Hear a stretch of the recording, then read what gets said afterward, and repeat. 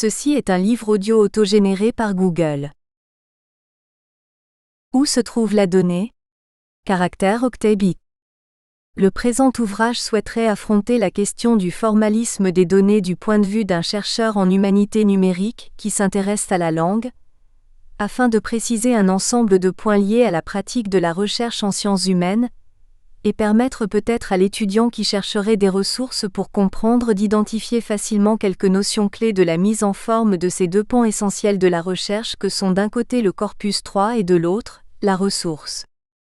Dans cette partie tout particulièrement, je souhaiterais aborder la question de la matérialité du document numérique qui précède la mise en forme de l'information textuelle. Qu'est-ce qu'un document numérique? Où se trouve la donnée dans le monde numérique? Plus encore que la maîtrise d'un ensemble de notions comme la sérialisation, le format, le texte, le document, dont cet ouvrage ne prétend pas donner le mode d'emploi exhaustif, il s'agit de construire une passerelle entre la lecture de ce manuel et la masse d'informations accessibles sur les réseaux aujourd'hui en fournissant une forme de hiérarchie des informations qui permettent de situer XML par rapport au format de fichier, la DTD ou le schéma par rapport à XML, SVG, GraphML par rapport à la DTD, la TEI par rapport à XML et à la DTD, RDF par rapport aux ressources accessibles sur le web, XQuery enfin par rapport à Sparkle, MySQL voire PHP pour peu que l'on fasse l'effort de se former à la philosophie REST, les concordanciers par rapport à la programmation d'un KWAC. Beaucoup de termes techniques qui peuvent parfois rebuter, mais qui peuvent tout aussi bien exercer une fascination sur chacun de nous, au moment où se fait sentir le vent d'une époque nouvelle. Certains feront sans doute le constat qu'ils faisaient déjà du numérique sans le savoir. Tant mieux. Peut-être auront-ils trouvé là les mots qui leur permettront de construire la problématique afférente à leur pratique. Enfin, je souhaiterais illustrer ces travaux, souvent pratiques, par des exemples très concrets de programmation afin qu'il soit clair qu'aujourd'hui un chercheur en humanité ne peut pas faire l'économie de penser la forme en même temps que le fond, le produit en même temps que le public, l'information et son lieu, la donnée et sa diffusion. Le lecteur trouvera également les éléments de mise en place de différents projets auxquels il m'a été permis de contribuer, afin de se faire une idée des perspectives qui se dessinent autour de ces notions. C'est en participant intimement au développement de ces objets numériques que j'ai pris conscience de la nécessité de diffuser des éléments de culture auprès des publics spécialisés. Sans doute existe-t-il d'autres projets, et le jeune chercheur aura l'occasion par lui-même de découvrir le monde infini des exploitations des technologies de l'édition numérique. Pour ma part, je ne les envisage qu'au prisme de ma propre expertise. Un lexique, situé en fin d'ouvrage et qui se présente comme un complément didactique, servira de fil d'Ariane à l'écriture. Pour introduire à la lecture de cette description d'un état des lieux du numérique pour le chercheur textuel, j'ajouterai simplement qu'il est fondamental aujourd'hui d'adhérer au constat exprimé par Milad Douéhi, lorsque partant des trois humanismes définis par Claude Lévi-Strauss. L'humanisme aristocratique de la Renaissance, ancré dans la découverte des textes de l'Antiquité classique, l'humanisme bourgeois de l'exotisme, associé à la découverte des cultures de l'Orient et de l'Extrême-Orient, enfin, l'humanisme démocratique du XXe siècle, celui de l'anthropologue qui fait appel à la totalité des activités des sociétés humaines. Il ajoute qu'il existe un quatrième humanisme, nourri du plasma numérique, qui est à la fois la condition d'existence et le moyen de diffusion de ces idées. Dans cet ouvrage, qui se veut un essai et un manuel, je proposerai un parcours qui, partant de ce que chacun doit avoir éprouvé, emmènera vers le plus difficile. Je présenterai dans un premier temps la matière même du plasme numérique, de l'octet au caractère, puis j'étendrai cette description du fichier au format d'encodage pour aborder la question du lieu de la donnée et les moyens d'y répondre grâce à la technologie XML. Partant du constat qu'il est possible de travailler sur le marquage des adresses de la donnée dans un flux textuel, j'étendrai cette description aux conventions d'adressage en fonction des types de documents, d'XPath à RDF. En axant ma démonstration autour d'XQuery, je proposerai ensuite des exemples de programmation tournés vers le problème des concordanciers, puis je clôturerai cette promenade à saut et à gambade par la démonstration de l'exploitation de ces outils dans différentes applications linguistiques. 1.1. Images, texte, son, représentation S numérique S. Il faut aujourd'hui affronter la question de l'accès à l'information. C'est une question récurrente dont la société civile s'est emparée depuis bien longtemps, faisant émerger des réponses adaptées à la société contemporaine occidentale développées par des entrepreneurs n'ayant pas hésité à trancher la question du sens par le biais d'artifices dont nos sociétés sont devenues les clientes. Pour ne pas les nommer, les GAFA, Google, Apple, Facebook, Amazon, ont proposé des réponses efficaces appuyées sur la puissance des calculateurs en perpétuelle amélioration, le développement par le génie civil d'infrastructures de communication uniformément déployées sur les territoires au prix parfois d'accords étonnants avec des fabricants étrangers au détriment d'entreprises nationales et la popularisation de terminaux, appareils simples et embarqués uniquement destinés à fournir et recevoir de l'information à son utilisateur. Représentation hexanumérique d'une vidéo. Cette démocratisation galopante des appareils terminaux de connexion, qu'il soit dit de téléphonie mobile ou de calcul à bas coût, a permis la circulation puis la production d'informations sous toute forme documentaire archivées et classées automatiquement par des arpenteurs qui en ordonnent la collection. Cette situation se stabilise progressivement, ayant affiné des comportements de questionnement et de réponse qui commencent à faire irruption dans la gestion des familles et des systèmes embarqués pour les populations. Il s'agit d'aide à la navigation, à la vie courante pour les personnes en situation de mobilité réduite ou de faible constitution, de mémoires automatiques ou d'archivage de données personnelles, qu'il s'agisse des codes secrets d'accès aux banques jusqu'aux données biométriques les plus fines, activité cardiaque, rythme biomécanique. Cet accroissement de l'information laisse présager de nouvelles évolutions extrêmement importantes des relations étroites qui uniront progressivement la vie biologique et son assistance mécanique, par le biais de la circulation permanente d'un plasma numérique, qui pourrait être à l'humanité numérique de ce soir ce que le plasma génétique était aux généticiens des années 1950. Le plasma numérique est l'existence, aux côtés du biologique, d'un recueil permanent d'informations accessibles, transformées et codées pour être assimilées par le client terminal. Il se manifeste par la consultation de fichiers texte, de documents sonores ou vidéographiques perceptibles requis pour être questionnés. La logique documentaire qui soutient la persistance de ce plasma n'est pas éloignée du pré-documentaire des archives et bibliothèques que nous connaissions autrefois. À cette différence près, lorsque nous nous rendions dans une bibliothèque, voire une médiathèque municipale, nous savions où se trouvait l'information et par là même, où se trouvait la donnée que nous recherchions et dont nous nous représentions la forme sans savoir à proprement parler de quoi il s'agissait. Autrement dit, nous savions que la donnée que nous recherchions était une ligne, une page typographiée dont l'existence supposée était liée, nous en étions conscients, à un minutieux travail d'auteur puis d'édition, de corrections successives, ayant abouti en fin de chaîne à la production d'une œuvre finie, encadrée par une couverture, une page de garde puis une quatrième de couverture. Un début, un milieu et une fin d'information délivrant une donnée. Lorsque nous ouvrons un livre, nous savons que nous débutons une histoire et il n'est pas rare que nous naviguions dans cette lecture de manière transversale pour parcourir la somme des informations contenues, jusqu'à parvenir à la donnée recherchée qui contribue à élucider le problème que nous avions soulevé. Il faut comparer cette démarche à la façon dont aujourd'hui nous accédons à l'information à travers les documents numériques. Le moteur de recherche a considérablement altéré notre rapport à l'entité informative. Où commence le texte ? Où s'achève-t-il ? Peu d'entre nous savent se représenter la discontinuité du plasma numérique. Ainsi, je me souviens avoir demandé un jour que je faisais cours à mes étudiants de première année, tous accrochés à leur terminal numérique, ce que naviguer sur Internet représentait pour eux. Ils furent unanimes à répondre que l'écran était une fenêtre sur le monde. Aucun d'eux n'avait d'abord conscience d'être des lecteurs, d'être clients de textes lus en permanence, victimes en cela de la métaphore qui leur fait prendre un texte pour une chose vraie. Aucun ne voyait de métaphore à l'œuvre dans l'emploi de naviguer, tant ils se représentent eux-mêmes en prise avec un champ vaste et non balisé. Enfin, aucun ne se représentait la figure de leur opération de lecture d'informations comme une œuvre de consultation d'archives. Cela en dit long sur la discontinuité du plasme et sur le rapport infini qui se crée entre la soif d'apprendre et les réponses apportées. Je n'ai aucune réponse pour modéliser la discontinuité de l'objet numérique dans toute sa grandeur et sa diversité. Hélas. Toutefois, nous pouvons ensemble construire une figure de réponse à travers la matière dont est constitué cet objet et à travers la façon dont les données, textes compris, sont sérialisées, voire sérialisation.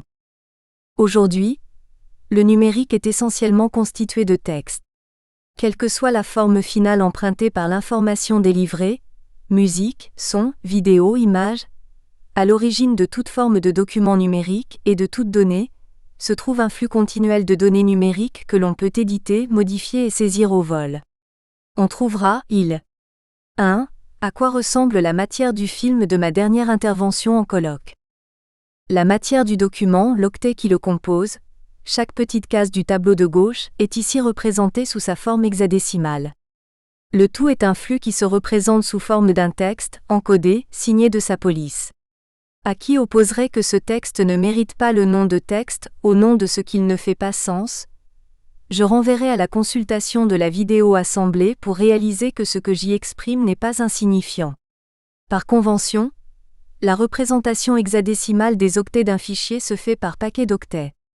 Dans le cas présent, on représente ces octets listés horizontalement, par ligne, et séparés par un caractère espace. Pour des raisons d'économie de place, la valeur de chaque octet est donnée en base hexadécimale et non pas en base décimale. Ainsi, le tout premier indice d'octet DC de la première ligne, illustration 1, se lit également 220 en décimale et 11 11100 en binaire.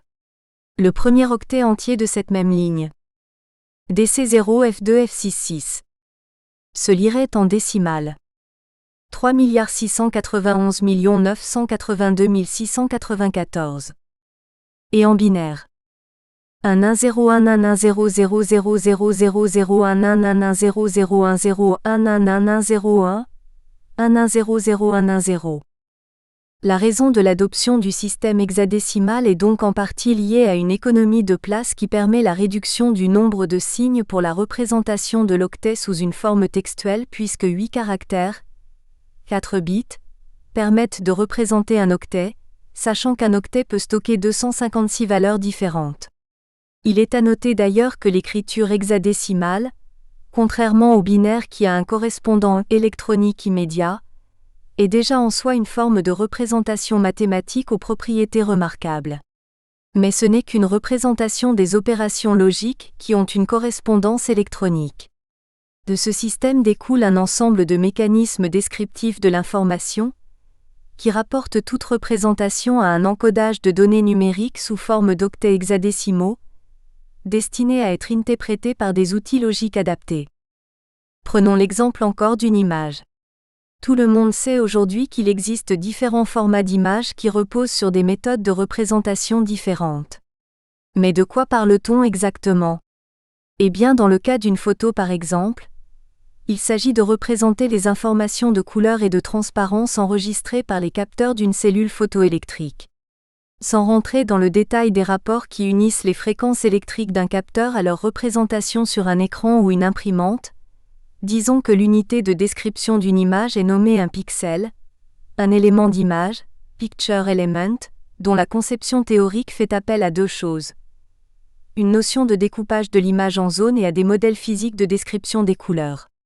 Très simplement, il ne s'agit pas de représenter les couleurs comme on le ferait naturellement en peinture par mélange de bleu, vert, jaune et blanc par zone, mais plutôt de décrire les canaux rouges, verts et bleus, RVB, et leur degré de transparence par unité de point, le point, ou quel que soit le nom que l'on donne à cette unité étant considéré comme une unité la plus petite composant un fragment d'image.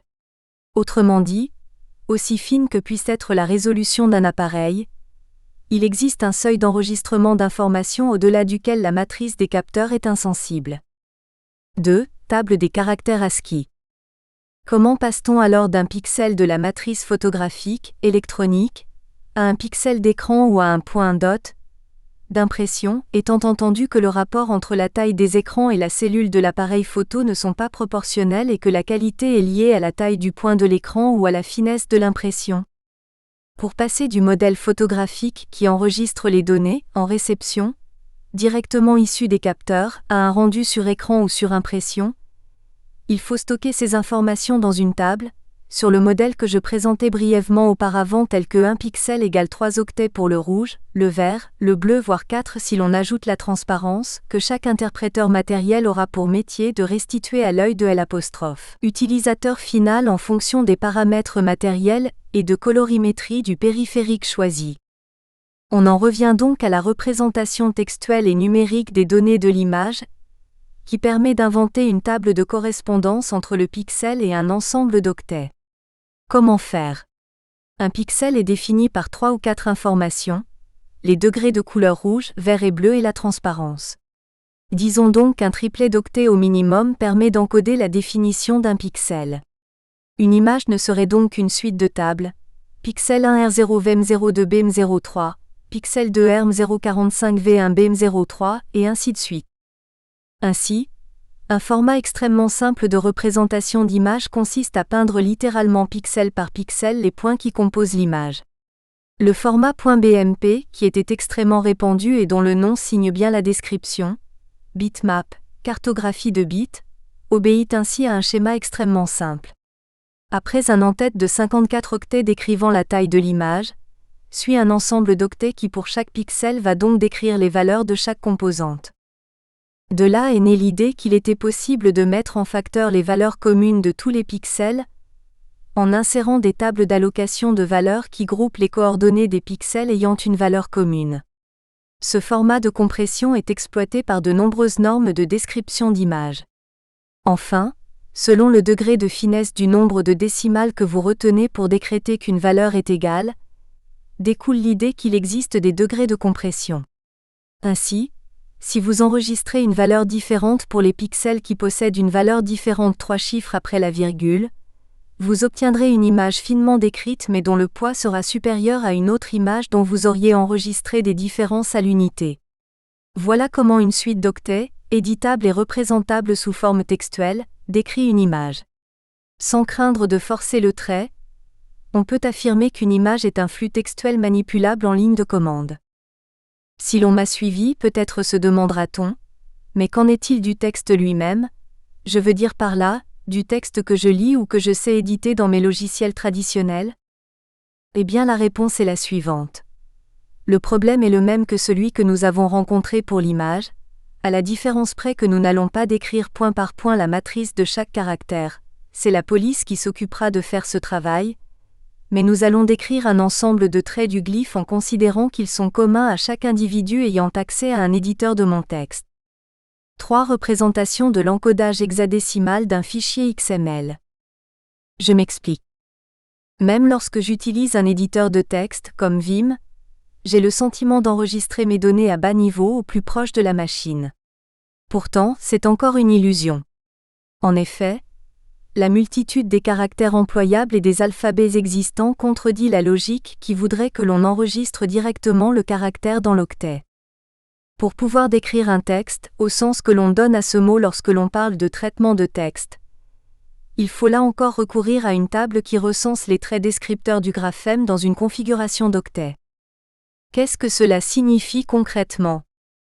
Pour se représenter ce travail de métadescription des données textuelles, il faut se mettre à la place d'un imprimeur à la Renaissance qui range les cases de sa typographie dans des mallettes. Comment ranger par exemple la suite des caractères hébraïques si nécessaire à Guy Lefebvre de la Bauderie, au moment où ce dernier publie son ouvrage La Galiade? Comment indiquer que le petit signe utilisé par l'auteur entre Christ et roi, ce tiret semi-quadratin, est en réalité un makaf hébraïque et qu'il faut donc aller chercher la mallette le contenant pour imprimer la page? Comment, à l'heure où se popularise l'emploi de l'accent aigu pour discriminer les homographes, exploiter ce signe? Dois-je faire fondre une nouvelle case d'imprimerie pour le « et », ce qui démultiplie mes endroits de rangement de manière exponentielle au fur et à mesure que l'emploi se répand du « a », « u » Ou dois-je considérer que l'accent aigu est un signe à part entière suscrit, ce qui est bien plus économe mais qui nécessite de repenser la ligne d'impression typographique par zonage, signe souscrit, signe superscrit, quand ma machine n'est pas adaptée et doit donc enregistrer une nouvelle zone d'accueil de caractères? Il en est de même pour le caractère numérique qui doit être représenté, sérialisé, au même titre qu'un pixel doit être encodé. L'idée la plus simple consiste à associer à chaque caractère d'un jeu de caractères donné et prédéfini, un nombre. Les alphabets pouvant changer d'une zone humaine à une autre, la ponctuation devant être encodée également, ainsi que certaines marques nécessaires à la mise en forme simple de documents ont rendu nécessaire de créer des tables de caractères, comparables d'une certaine façon à la mallette des typographes dont je parlais à l'instant, qui va enregistrer tous les caractères imaginables de la table latine et leur associer un nombre de 0 à 127. Pourquoi 127 quand tout à l'heure nous disions qu'un octet pouvait enregistrer 256 valeurs ? C'est un héritage d'une forme de pensée de la transcription d'informations dans un contexte où la technologie n'était pas aussi fiable qu'elle peut l'être aujourd'hui. Les 127 premiers nombres de la table hexadécimale présentent la particularité d'avoir une représentation binaire où le premier chiffre à gauche, qui est le dernier transmis par voie électronique, est toujours égal à 0. En vérifiant la valeur de ce premier chiffre converti, on s'assurait de la qualité du signal et du message transmis, ce ne pouvait jamais être 1. La première table de jeu de caractères à avoir été produite, et qui fait correspondre à un octet, un caractère latin, est la table ASCII qui se présente souvent sous la forme d'un tableau comparable à l'image en marge de ce texte. Sudo. Il est ainsi possible de générer n'importe quel caractère en ligne de commande en maintenant la touche Alt enfoncée pendant que l'on tape les 4 chiffres qui composent la représentation de la table du caractère. Ce faisant, on évite de rendre l'utilisateur dépendant de la configuration du clavier. L'avantage de la table ASCII, c'est de produire une table simple où un caractère correspond à un octet hexadécimal. Le désavantage, c'est qu'il ne permet pas d'encoder autre chose que des caractères latins, à moins qu'on ne l'étende, ni de combiner les caractères entre eux. Il existe donc bon nombre d'autres encodages, d'autres tables d'encodage, utilisées pour un jeu de caractères donné. Le jeu de caractères ASCII est très sommaire. Le jeu de caractères le plus complet est aujourd'hui Unicode. Pour représenter le jeu de caractères Unicode, qui englobe plus ou moins tous les alphabets, il faut s'accorder sur une manière de les encoder. La table ASCII ne suffit pas, on exploite généralement le modèle UTF. Il existe 2 normes d'encodage UTF, la norme courante UTF-8 et la norme plus rare, UTF-16. On privilégie généralement la norme UTF-8, mais il est incontestable que la norme UTF-16 est plus rigoureuse. La principale différence réside dans le procédé de stockage de l'information encodée. Avec UTF-8, soit le caractère appartient à la table ASCII d'origine et il est stocké sur un octet, soit le caractère n'appartient pas à la table ASCII et il est stocké sur 2 octets. C'est donc une norme étendue économe en place. En revanche, avec UTF-16, tous les caractères sont encodés sur 2 octets. C'est donc une norme plus bavarde, mais plus rigoureuse puisqu'elle permet de traiter beaucoup plus rapidement les informations de longueur de chaîne de caractères sans procéder à des décomptes préalables, L égale count octet 2. Ainsi, même un fichier XML au format TXT possède une représentation hexadécimale dont la bonne représentation dépend de la norme d'encodage du jeu de caractères du logiciel d'édition. Par exemple, il est intéressant de voir que dans la norme dite latin 1, ISO 8859-1, la valeur décimale de E est 233 E9. Mais dans la norme jumelle, latin 5, ISO 8859-5, 233 E9 pointe vers le caractère cyrillique S.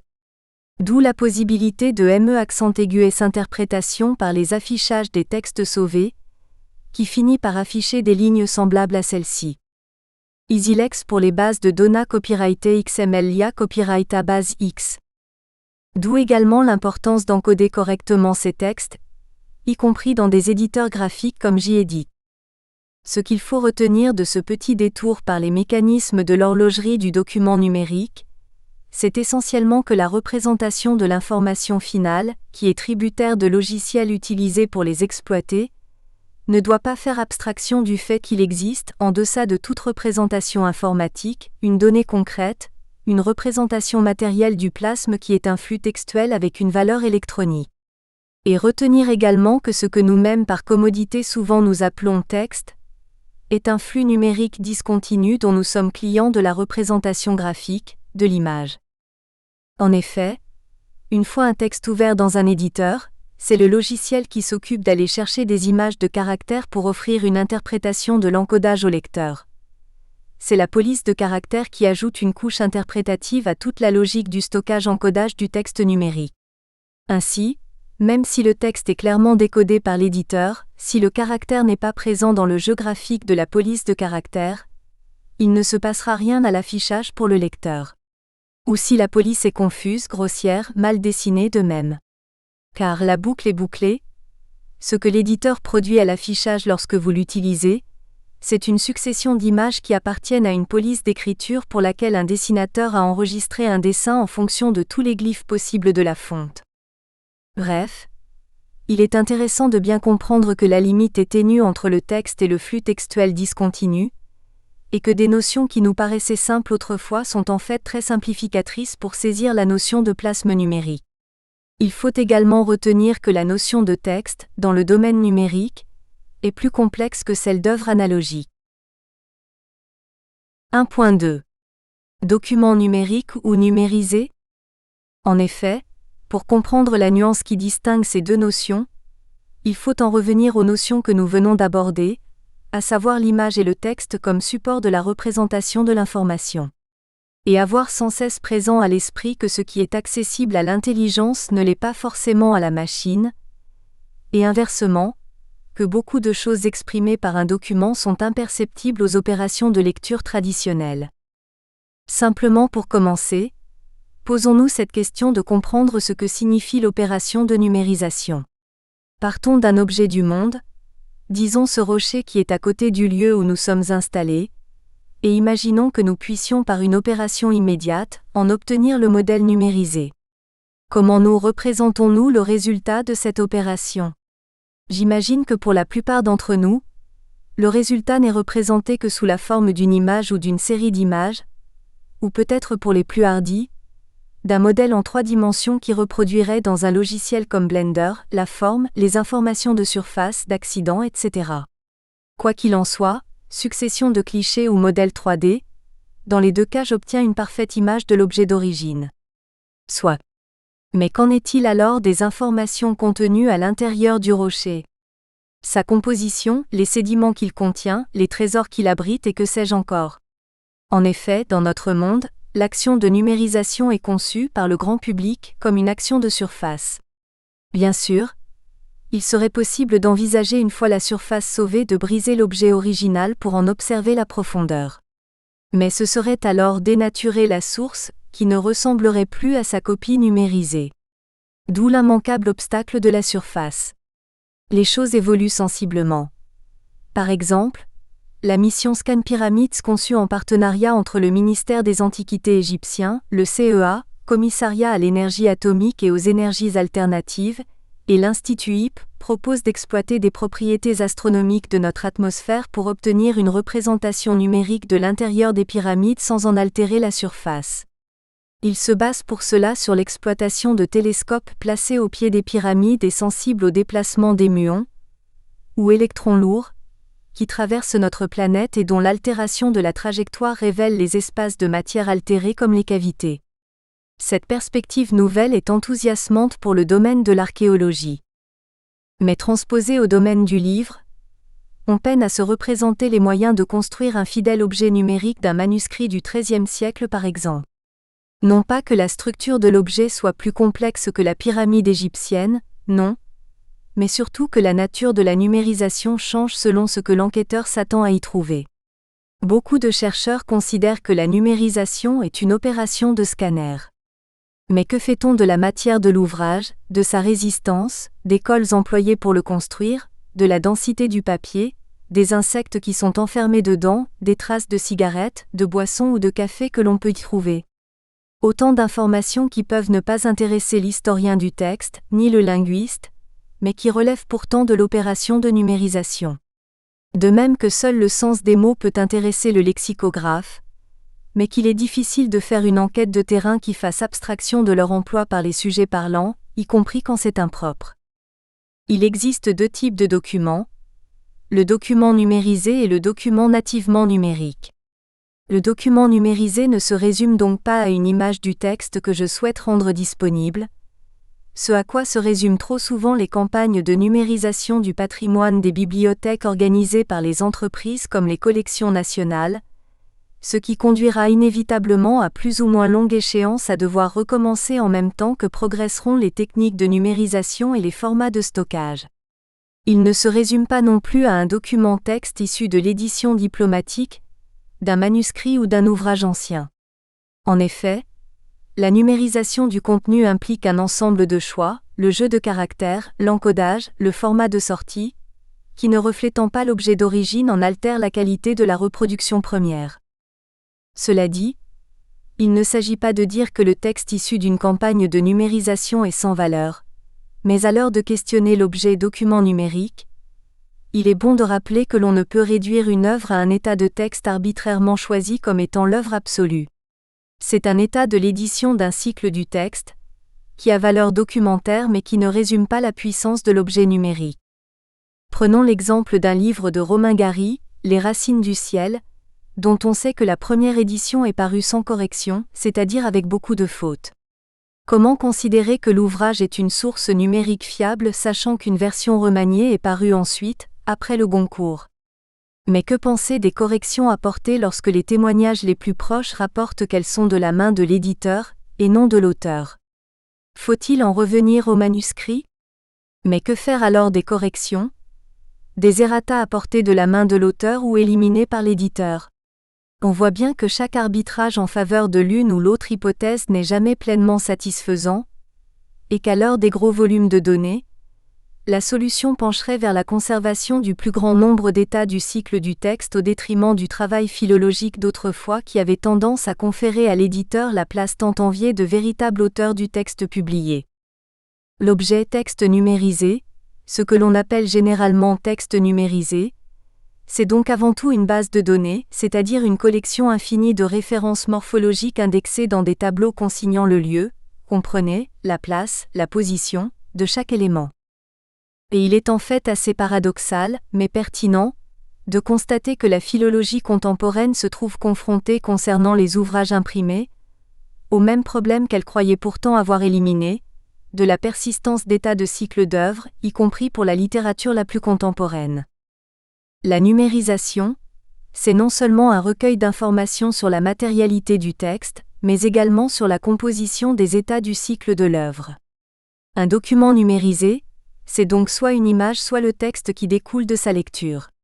Mais la numérisation ne saurait se résumer à une opération de cette nature. À côté de l'objet numérisé, se pose la question du texte nativement numérique. Le texte produit pour être immédiatement diffusé. Celui-là n'embarque pour ainsi dire aucune information matérielle et offre au regard une conception lisse et sans aspérité. Pourtant, il faut faire attention. Les normes d'encodage et les jeux de caractères évoluent rapidement, et tels textes que l'on croyait à l'abri de toute usure se révèlent bien vite inaccessibles du fait de l'évolution technologique qui marque du sceau infamant de l'obsolescence les formats autrefois répandus. Les supports utilisés pour le stockage il y a encore 20 ans tels que la disquette 3 pouces 1/2 ou 5 1/4, les bandes magnétiques voire les disques CD-ROM, sont désormais de plus en plus difficiles à lire et ont des vitesses de vieillissement et de destruction qui amusent à plus d'un titre les conservateurs des bibliothèques de manuscrits qui prêtent des ouvrages copiés il y a plus de 800 ans et toujours en parfait état. L'évolution des normes, la dématérialisation des supports, la diffusion des nuages de données, contribuent enfin à dissiper la notion pourtant centrale jusque-là dans les domaines de l'histoire de la langue et de la littérature. La question de l'original premier. Le document numérique, pour peu qu'il survive aux épreuves du temps qui passe, est dupliqué de manière ininterrompue entre le moment de sa création et celui où l'on cesse de le consulter. Il est dupliqué sur des supports de sauvegarde, par les lecteurs, les copistes. L'original se trouve partout à la fois, sans que l'on sache véritablement où il se trouve. Cette question renouvelée pose celle du statut de l'auteur aujourd'hui. Il est fort à parier que dans les prochaines années, de même que l'ouvrage redeviendra non plus un état d'œuvre au moment de son impression, mais un cycle de production dont on reconstruira l'arbre phylogénétique, l'auteur ne sera plus le producteur d'un original, mais le masque d'une chaîne de production faisant intervenir la somme des travaux de ceux qui sont à la source, ensemble et synchrone de l'original. renouant en cela avec les traditions médiévales des cycles manuscrits. Voilà donc brièvement posées les questions attenantes à la matière du document numérique et de la donnée. L'objet texte voit ses contours progressivement s'estomper, et son lieu de conservation se déplacer progressivement des anciennes bibliothèques aux silos de données des entreprises, archives ou lieux de patrimoine qui entretiennent et rendent accessibles ces objets numériques nouveaux. La question de l'auteur elle-même ne cesse d'évoluer, en même temps que celle de source des données ou de l'information. Les lieux de conservation sont peu connus, mais l'accès est démultiplié. Tous ces phénomènes concourent à définir un nouvel espace épistémologique de la donnée, ce plasma numérique, qui offre un observatoire nouveau dont les sciences humaines sont en train de se saisir progressivement, au premier rang desquels la linguistique. Ce cadre général cerne tout particulièrement les enjeux à l'intérieur desquels la recherche dans le domaine de la linguistique doit évoluer pour se saisir des enjeux principaux. Or, ce qui est intéressant, c'est en premier lieu de rappeler ainsi que tout document numérique n'est pas un continuum d'images ou de sons dont on ne saisit pas exactement la... Nous espérons que vous avez apprécié cet aperçu. Pour continuer à écouter ce livre audio sur Google Play Livres, utilisez le lien dans la description de la vidéo.